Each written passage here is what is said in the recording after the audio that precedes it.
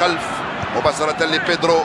يايا توري انطلق بيدرو، تأخر نوعا ما بيدرو وتأخر يايا توري في تمرير هذه الكرة وتدخل الدفاع، يخرجها بواسطة بيشكو، ترجع ليايا توري، لعبة أرضية في الوسط مع بيدرو. هيدا من جافي،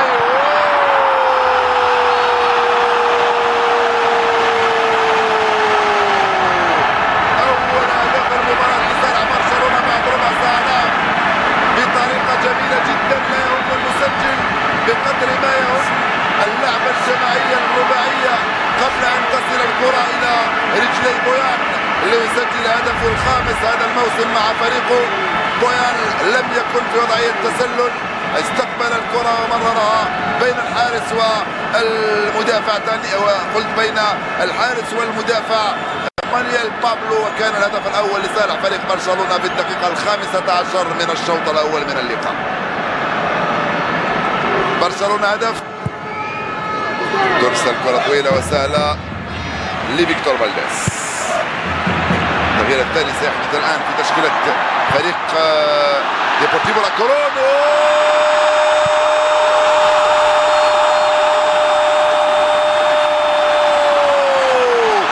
بيدرو ينقذ البارسا ويسجل هدف ثاني رائع من بعيد،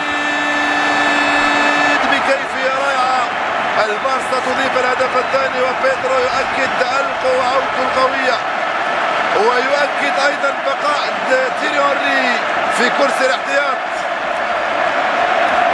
من هدف رائع وجميل جدا. وتهاني كل الرفقاء لبيدرو. شوف كرة القدم اين كانت الكرة واين صارت، كيف يتحول الحارس الى اول مهاجم بعدما يكون اخر مدافع.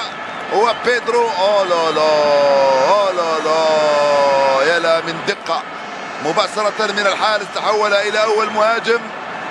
كرة أرسلها لداني ألفيس، وبيدرو في المكان المناسب بالمليمتر يرسل كرة مباشرة في الشباك الفارغة بعد ما خرج دانيال أرانزوبيا. هدفان مقابل 0 لبرشلونة التي تصبح تلعب الآن بأكثر. الركنية رقم 14 بالنسبة لفريق برشلونة منذ انطلاقة المباراة، مرفوع القائم الأول.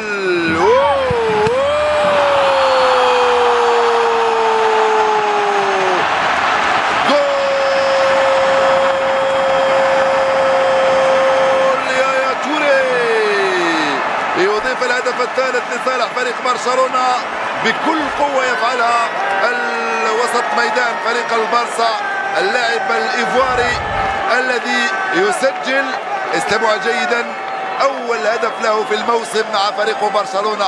لذلك كانت فرحة زملائه كبيرة جدا بهذا الهدف الأول الذي يسجله يايا توري مع البارسا في 16 مباراة لعبها هذا الموسم بقوة، وجود 3 لاعبين بما في ذلك الحارس، والكرة رغم ذلك دخلت وزارة الشباك.